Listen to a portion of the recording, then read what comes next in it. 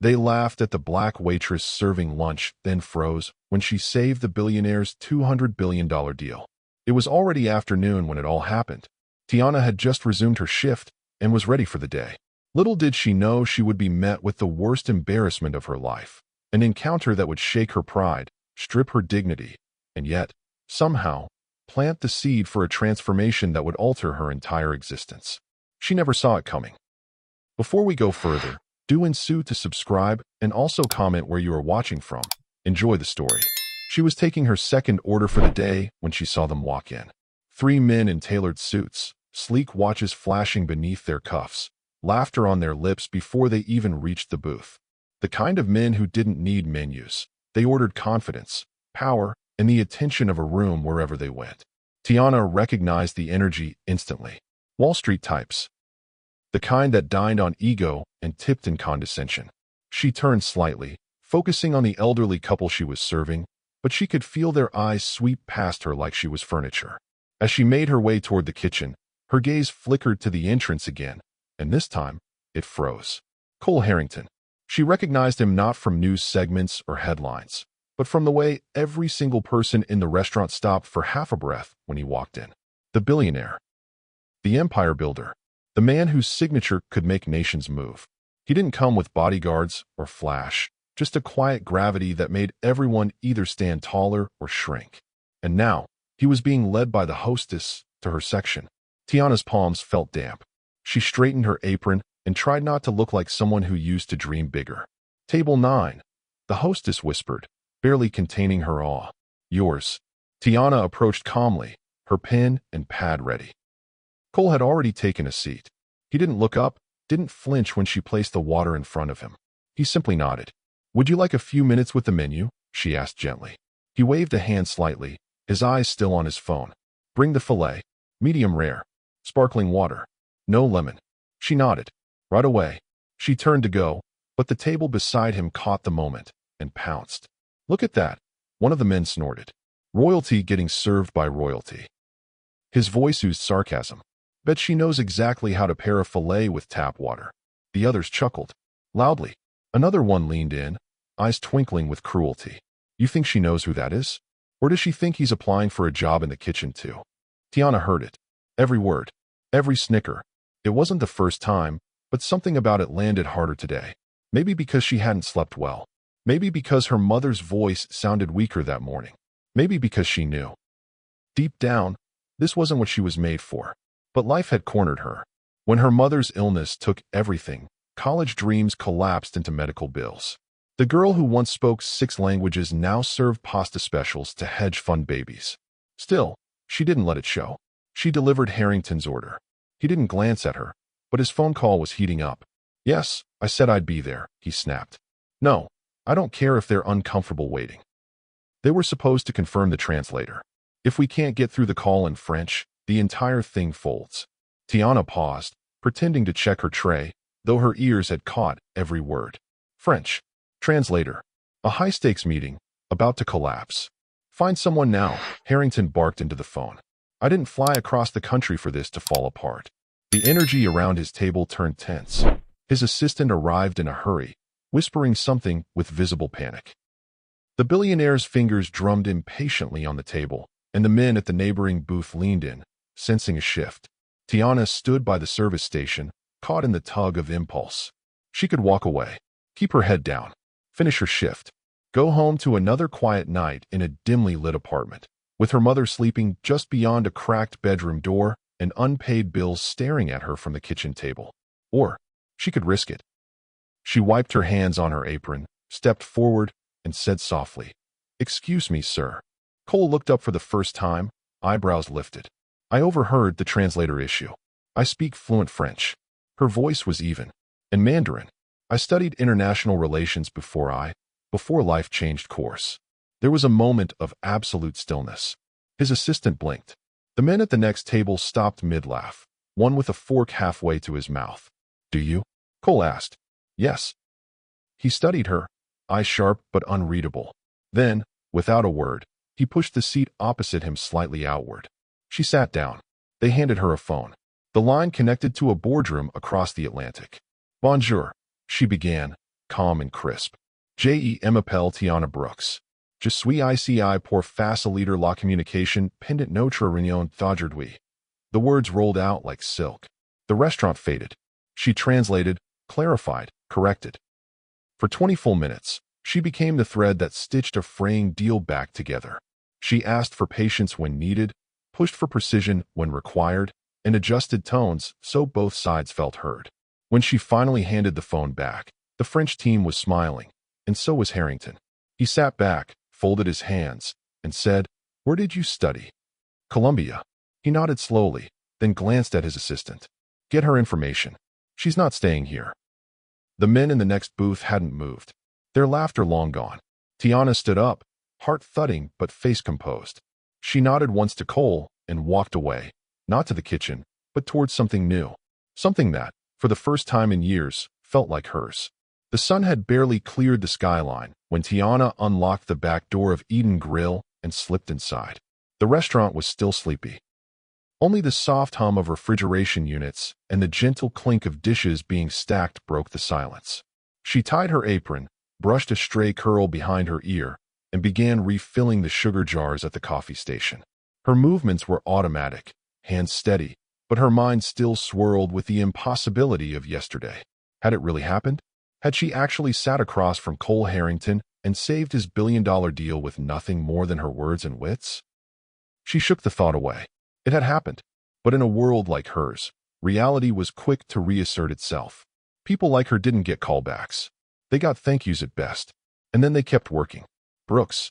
The voice snapped her from thought. Her manager, a thick-shouldered man with a coffee stain on his collar, stood by the kitchen door.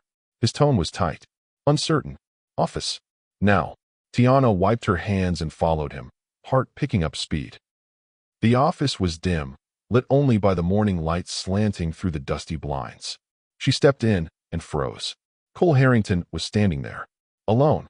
No bodyguards, no assistant, just him, in a charcoal suit that fit like it had been carved to shape, his gaze unreadable as ever. "Tiana," he said. Her mouth went dry. "Sir, I need you for one more meeting." She blinked. "Now." He glanced at the manager. "She's off today." The manager's mouth opened, then closed. Tiana untied her apron with trembling fingers. Outside, a black car waited. She hesitated before climbing in, her fingers twitching at the door handle. Was this real? A dream? A prank? But when the door clicked shut behind her and the driver pulled into traffic, she knew. This wasn't lunch service anymore. This was something else. Harrington didn't speak during the ride. He stared out the window, deep in thought. She stole glances at him, wondering what kind of man made nations bend and deals tremble. Yesterday, he had looked furious. Today, he looked focused. The car pulled up to a glass and steel building in Midtown. Harrington Global. She stepped out, her reflection caught in the towering panels. Plain blouse, borrowed shoes, hair twisted into a neat bun. She didn't belong here, but she followed him anyway. The elevator ride was silent, except for the faint hum of nerves in her chest. Her palms were damp again. The doors opened on the top floor. Polished floors, sweeping views of the skyline, and a boardroom that looked like it belonged in a movie. Inside, men and women in sharp suits glanced up as she entered. Some did double takes. Others barely hid their curiosity. A few exchanged murmurs behind their hands. She felt their doubt immediately. She was the waitress, after all. Harrington didn't introduce her. He simply walked to the head of the table and placed a thick folder in front of her. "Start with page 3, he said. "Review the trade clause in French, then move to the Taiwanese agreement. Note any inconsistencies." Tiana's hands didn't tremble. She opened the folder and began to read. And just like yesterday, the room began to shift. Her voice was calm, her translations flawless. She paused when legal phrasing in Mandarin was dangerously vague. Pointed it out, explained the implications, and suggested tighter language. She adjusted tone for diplomacy, softened edges where tension might spark. When a line in French referred to outdated legislation, she flagged it before anyone else could react. The room was no longer skeptical. It was listening. She worked through document after document, translating not just language, but meaning, cultural nuances, emotional undercurrents, unspoken risks. Her words filled the boardroom with clarity. When she finally looked up, the room was still. Harrington hadn't moved. His elbows rested on the table, hands folded, eyes fixed on her. No one spoke, until a tall man at the end finally said, "Where did you say you were from again?" Tiana met his eyes. "Harlem, by way of Columbia University." A flicker of something like amusement passed across his face. "Respect, maybe." Harrington stood, walked to her, and without ceremony, handed her another folder. She took it. Inside, a contract. Full-time. Global travel. High clearance. Six-figure salary. "Congratulations," he said simply. "You're hired." Just like that. No applause. No smiles. Just truth. The girl they laughed at was now seated beside Billionaire's. Tiana stood silently, the folder pressed to her chest. A strange weight filled her. Relief, fear, wonder. She wasn't sure if she was about to cry or laugh or collapse. But she didn't do any of those things. She nodded once. "Thank you." The city buzzed softly beyond the narrow windows, a low hum of life rolling through the skyline like a restless tide. Neon signs flickered against brick walls. Cars murmured below on 117th Street, their headlights painting silver streaks across Tiana's ceiling. It was the kind of night where the city seemed to be holding its breath, like it, too, was waiting to see what she would decide. Tiana sat alone on the edge of her small twin bed, the old mattress creaking beneath her. A bowl of untouched soup sat cooling on the nightstand, forgotten. The folder lay on her lap. It was navy blue with a gold seal, simple, elegant, and impossibly heavy for its size. Her thumb traced the embossed lettering, Harrington Global. Her heart was still not used to that name meaning anything in her personal life. She hadn't opened it since she left the boardroom that afternoon. Not really. Not fully. She had taken it home like it was sacred, and now she sat with it the way someone might sit with a loaded question, knowing whatever answer comes next will change everything. She inhaled slowly, then flipped it open. There, crisp and cold on heavy bond paper, sat the contract. A real job. A full title, International Communications Associate. Travel across Europe, Asia, and South America. Private accommodation. Health insurance. A car service. Starting salary, 6 figures. Tiana blinked. Then she looked again. It wasn't a dream. The numbers didn't change. She exhaled sharply and covered her mouth, afraid that any sound might shatter the moment. Her hands trembled as she turned the page. Behind the contract were travel documents, visa applications, onboarding forms, a calendar of preliminary meetings scheduled in Dubai, Brussels, and Tokyo. She couldn't help it. Tears welled up and broke silently over her cheeks. Not out of sadness, not even joy, shock. For years, she had run on fumes, hustling to make rent, clocking double shifts at Eden Grill, folding napkins while mentally translating UN treaties in her head, wondering if those hours in the university library had all been wasted. She remembered nights of cold floors and lukewarm hope, sick days where she dragged herself to work anyway because absence meant eviction. Her life had been lived in survival mode so long, she'd forgotten what it meant to plan for tomorrow with any sense of peace. And now this folder, this offer, this terrifying, dazzling door into another world. She stood slowly and walked to the kitchen sink, splashing cold water on her face. The apartment was quiet, just the hum of the fridge and the distant siren far off in Harlem. Behind the cracked door of the bedroom, her mother slept. Oxygen tank beside the bed. Afghans folded neatly over her legs. Tiana peeked in. Her mother was smaller now. Age and illness had softened her edges, but the fire was still there, especially in her voice. That voice broke the silence. "You okay, baby?" Tiana stepped closer. "Yeah, Mama. Just reading." Her mother opened her eyes slowly. "That fancy man offer you something?" Tiana smiled. "He did. And I don't know yet." Her mother raised an eyebrow. "You don't know?" Tiana looked down. "It's a lot. It's real and big. Bigger than me, maybe." Her mother scoffed softly and motioned for her to come closer. Tiana sat on the edge of the bed, folder still clutched in her arms like a child holding a blanket. "Baby girl," her mother whispered, "you've been ready since the day you corrected my French grammar in 3rd grade." Tiana laughed, just a little.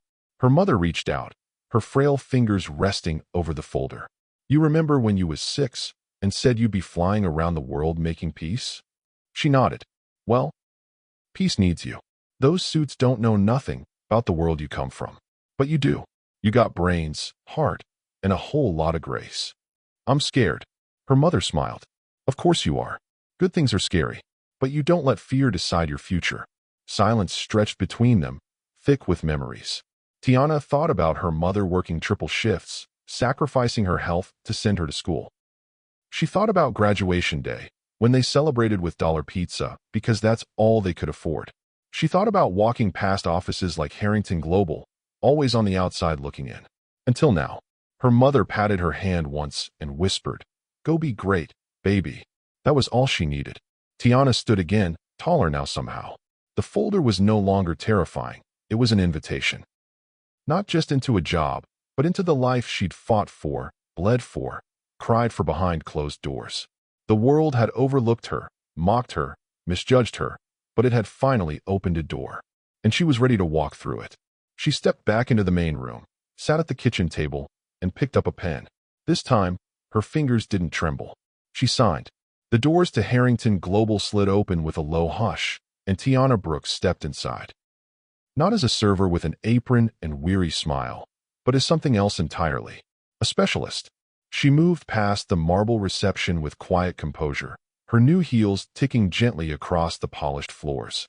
Her reflection followed her in the glass walls. Pressed navy blazer, pearl studs in her ears, her curls tied back into a low, elegant twist.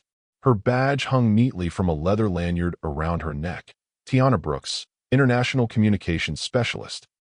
The receptionist looked up with a smile tinged in curiosity. First day? Yes, Tiana replied. I'm supposed to meet with HR upstairs. The woman nodded. Floor 40. Welcome. She said nothing else, but her eyes lingered a second too long. Tiana walked to the elevator, a private silence humming around her. As the floors ticked upward, she kept her hands still and her face calm. Inside, though, her heart was stirring, an orchestra of nerves and purpose, memory and fire. She remembered mopping floors after midnight at the grill. She remembered translating documents in her mind just to stay sharp. And now, here she was, rising, literally, into a life that had once seemed sealed behind doors like these. 40th floor. The elevator chimed open. A man in a gray suit greeted her with a stiff smile. Ms. Brooks. Yes.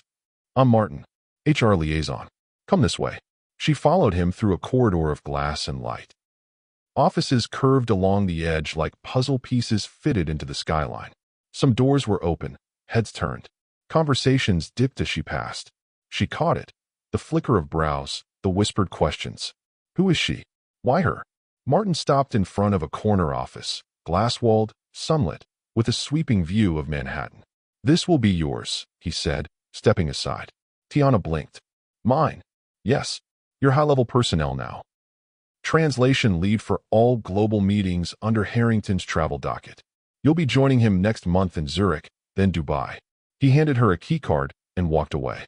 She stood for a moment in the middle of the room, stunned. Just a week ago, her view had been a cracked kitchen window over a rusting fire escape. Now, the Chrysler Building blinked back at her through floor-to-ceiling glass.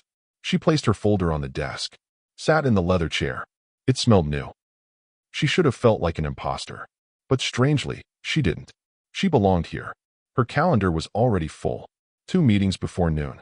3 before the end of day. No time to waste. By the time she walked into the first boardroom at 10 a.m., a handful of men were already seated. One from Tokyo, another from Paris, a third from Sao Paulo. They barely glanced up when she entered. One of them leaned toward the other and muttered something in French. She's here for notes, maybe coffee? The man smirked. Tiana turned toward him and responded in flawless French. No, I'm here to ensure you don't lose millions from miscommunication. The man blinked. The others straightened. The meeting began. She translated seamlessly, her voice clear, neutral, and precise. She clarified legal phrasing, smoothed over cross-cultural tension, and steered the meeting through a minefield of egos and subtle offense. By the time they stood to shake hands, terms had been finalized.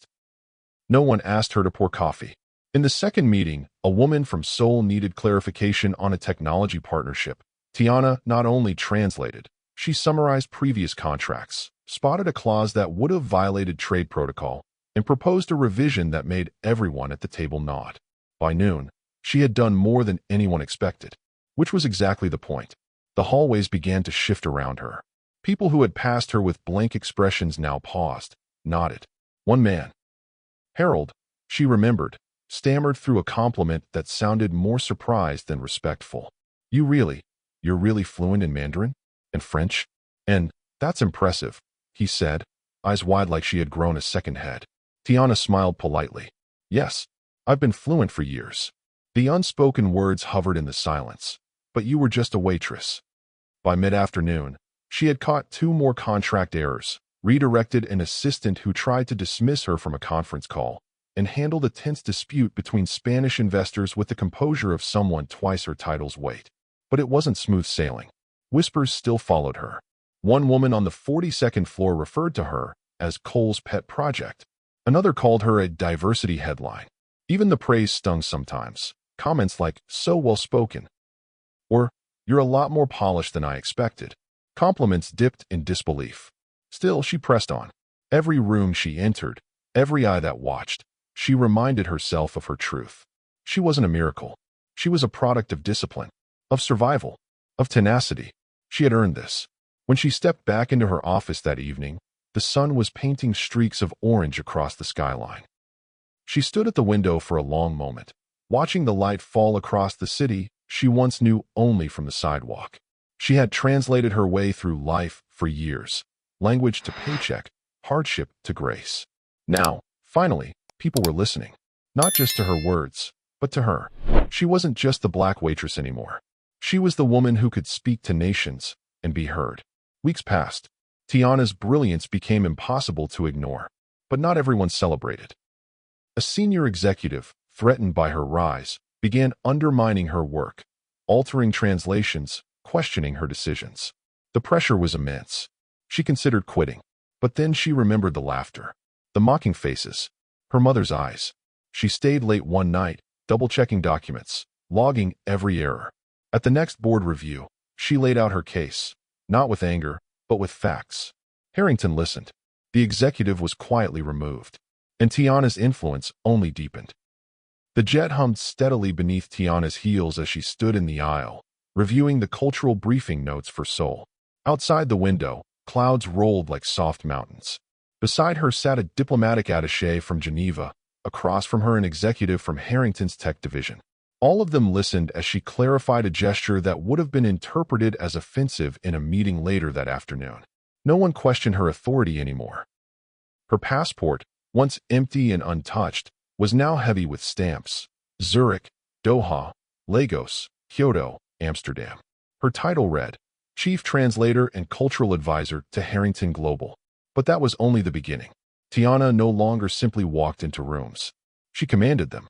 Rooms once closed to her, because of her race, her gender, her upbringing, now opened with anticipation, with respect. Men who once overlooked her now leaned in when she spoke. Women who had fought for decades to hold space in those same halls nodded with quiet pride. She was not just participating, she was shaping outcomes. And yet, she never forgot. Even in 5-star hotels and executive summits, even at dinner tables where world leaders shared soft chuckles over fine wine, she carried the sound of that laughter from Eden Grill like a whisper stitched to her spine. The laughter that once mocked her apron. The laughter that failed to recognize her brilliance. It no longer stung, but she remembered it. Always. That memory kept her grounded. Her name began appearing in headlines. The voice behind the $200 billion deal. From waitress to world powerhouse. The polyglot who changed the game. Her story appeared in print, then on television. An op-ed in Forbes described her rise as a modern American parable. A documentary crew requested access to follow her on a week-long diplomatic trip. She declined. Fame didn't seduce her. Impact did. She spoke at universities, on small stages, in community halls where young black girls clutched notebooks tightly and asked, "How did you get there?" Her answer was always the same, one no at a time, one shift at a time, one breath of belief I refused to let go of. And on a quiet, overcast afternoon between flights, she did something few expected. She returned to Eden Grill. Not to impress, not to flaunt, but because something called her back. Closure, maybe, or curiosity. She stepped through the doors, her heels softer this time, her coat folded over one arm. The restaurant hadn't changed. The same booths, The same specials on the chalkboard. The same flickering bulb above table 9. A new waitress, young, maybe 19, hurried past her, clutching a tray of lemonades. Their eyes met briefly, and the girl gave a polite nod before doing a double take. Wait, are you? Tiana smiled. Yes. The girl blinked. You used to work here, didn't you? Tiana nodded, her voice gentle. I did. The girl hesitated, then leaned in. How did you do it? Tiana looked around the restaurant. She could still see herself from a year ago, quiet, poised, carrying plates and swallowing pride like it was part of the uniform. She saw the way customers looked past her, the way she stood in the corner after being laughed at, heart breaking and back straight. I never let their laughter become my truth, she said simply. The girl's eyes filled with something Tiana recognized, hope. Behind them, one of the old cooks peeked from the kitchen and broke into a smile. Tiana Brooks, he said, stepping forward and wiping his hands on his apron. I told everyone you'd come back one day. Look at you. She smiled and reached to shake his hand. It's good to see you, Manny. He glanced at the girl beside her. This one here's got dreams too. Wants to go into diplomacy. Tiana turned back to the waitress. Then hold on to that. Don't let this be your ceiling. Let it be your launch pad. They exchanged a quiet moment before a bell rang behind the kitchen window. Orders were up. The girl excused herself, cheeks still flushed, and rushed off to serve her table. Tiana stood there a moment longer, hands folded in front of her, breathing in the aroma of roasted garlic and coffee. She wasn't looking for applause. She didn't need recognition. She just needed to remember. She had started here. Not in some polished office. Not at a summit table. Here, in the noise and steam, beneath the sting of belittling words and long shifts. And somehow, every piece of it, the struggle, the survival, the laughter, had been necessary to build the woman she had become. Not just a translator, not just a symbol, but a bridge, a living, breathing example that brilliance exists in unexpected places, waiting to be seen, waiting to be heard. Tiana turned to leave. As the door closed behind her, the wind caught her coat and lifted it briefly like wings. She didn't look back. She didn't need to. The chandelier overhead shimmered like frozen stars, casting golden flecks over the velvet-draped ballroom. Glass clinked softly. Laughter moved in elegant waves. Every table bore arrangements of ivory roses and green hydrangeas, and at the center of it all, beneath a warm canopy of praise, stood Tiana Brooks. She had never worn emerald before. But tonight, it felt like the only color that made sense. The gown wrapped her like purpose itself, fitted, graceful, strong. It shimmered under the lights with every movement she made, but nothing in the room glowed quite like her. Her curls were swept to one side. A single diamond shimmered on her ear.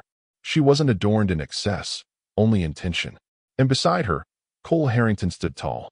He was a man of poise and power, but even he seemed quieter than usual tonight. Maybe because this wasn't just another industry gala. It was a celebration of something rarer than a market triumph. It was the unveiling of a legacy. The announcer's voice echoed through the ballroom. Tonight, we honor not only a meteoric professional rise, but a symbol of what is possible when talent, courage, and perseverance meet opportunity. Polite applause rose. Cole stepped forward, took the mic, and scanned the room before his voice filled the space with calm clarity. 1 year ago, he began, I made the best business decision of my career in a restaurant booth. A chuckle rolled through the audience. She wasn't there pitching a proposal. She wasn't networking or negotiating. She was serving water, quiet, composed, and ready in ways none of us saw coming. Until she opened her mouth, and the world changed. He paused, letting the memory settle. She saved a $200 billion deal before our eyes, without a title, without a desk, without anyone's permission. And in doing so, she reminded us all that brilliance isn't always seated in boardrooms. Cameras clicked in unison. Journalists typed rapidly. But Tiana, standing just off to the side, felt a hush inside her, a peace. Cole turned slightly, extending a hand to gesture her forward. Tonight, he said, we honor that brilliance. And we introduce the Tiana Brooks Global Diversity Fellowship, a fund dedicated to supporting young, underrepresented minds in international relations and linguistics across the globe. Applause thundered. Tiana stepped onto the center of the stage. The lights shifted, casting a warm halo on her as she stood shoulder to shoulder with the man who once doubted she was more than a waitress. She wasn't nervous. She wasn't overwhelmed. She was home. As she reached for the microphone, she glanced down toward the front row. Her eyes found her mother. Dressed in a soft cream gown with pearl earrings, her mother sat between two ambassadors and a board member from Yale. She didn't look out of place, not because of her attire, but because of her presence. Proud, quiet, watching her daughter with hands folded tightly in her lap. And then, the moment, a tear traced down her cheek. Tiana's throat caught for a second. That tear was worth more than every accolade in the room, because it carried everything.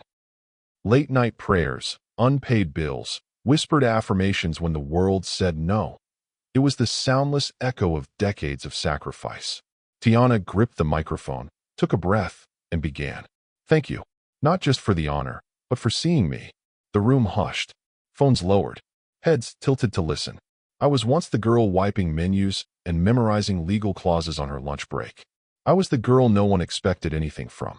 And I was also the girl who knew exactly who she was. Long before anyone else did. Soft nods. I'm not standing here because I'm lucky. I'm standing here because someone, one man, paused long enough to give me a seat at the table. But more than that, because when I finally got that seat, I was prepared. More nods. And to every young woman, every single mother, every child of the overlooked who dreams of being heard, I want you to know, you don't have to shout to be powerful. You just have to stand your ground long enough for the silence to catch your voice. The room erupted into applause again, but Tiana only smiled gently and lowered her eyes once more to the woman in the front row. Her mother smiled back through blurred vision and nodded as if to say, you did it. Not just for herself. For every girl who had ever been talked over.